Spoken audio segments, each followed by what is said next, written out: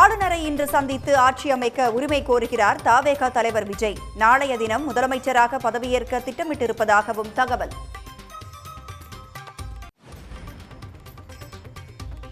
பெரும்பான்மையை நிரூபிக்க தவேகவுக்கு 2 வார கால அவகாசம் அளிப்பதில் சிக்கல்.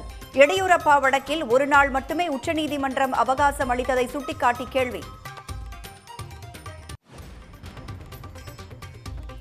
தவேகவுக்கு ஆதரவு கொடுப்பது பற்றி மாநில காங்கிரஸே முடிவெடுக்கலாம் என கே.சி. வேணுகோபால் அறிவிப்பு.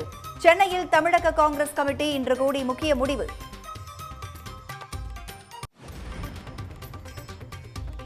சென்னை காசிமேட்டில் 10 வயது சிறுமிக்கு பாலியல் தொல்லை. தவேக வட்டச் செயலாளரை போக்சோ வழக்கில் கைது செய்தது காவல்துறை. மாற்றத்திற்கான அரசியல் வெற்றியை நிகழ்த்தி காட்டியிருப்பதாக விஜய் பெருமிதம். தமிழ்நாட்டு மக்களுக்கு வாழ்நாள் நன்றியை காணிக்கையாக்குவதாகவும் உருக்கம்.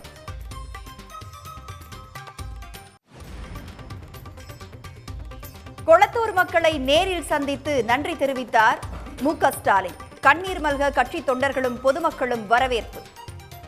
நல்லது செஞ்சிருக்கிறாரு. ஆனா ஏன் அப்படி தோக்க வச்சாங்கன்னு தெரியல. நன்றி கிடைச்சானுங்க. அவரு நன்றி கிடையாது, நன்றியா இல்ல.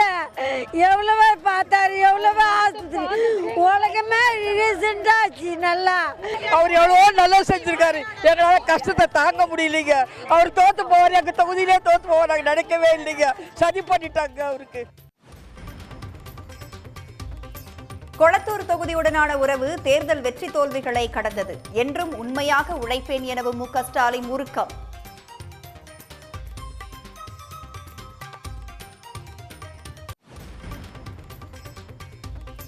விழுப்புரம் உள்ளிட்ட 8 மாவட்டங்களில் தவேகவை புறக்கணித்த மக்கள். 33 தொகுதிகளில் ஒன்றில் கூட தவேக வேட்பாளர்கள் வெற்றி பெறவில்லை.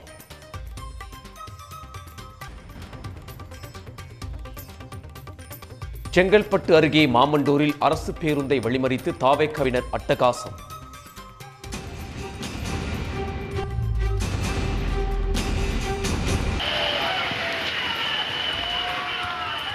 ராமநாதபுரம் பேருந்து நிலையத்தில் காரில் தொங்கிக் கொண்டு இடையூறு ஏற்படுத்திய 12 பேர் மீது வழக்கு.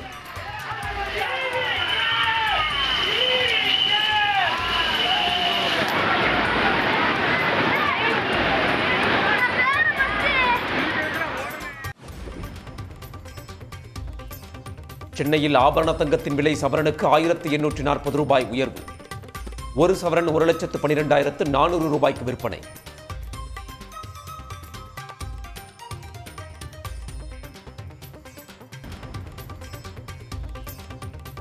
மேற்கு வங்கத்தில் மக்களாட்சி படுகொலை செய்யப்பட்டுள்ளதாக மம்தா பானர்ஜி குற்றச்சாட்டு.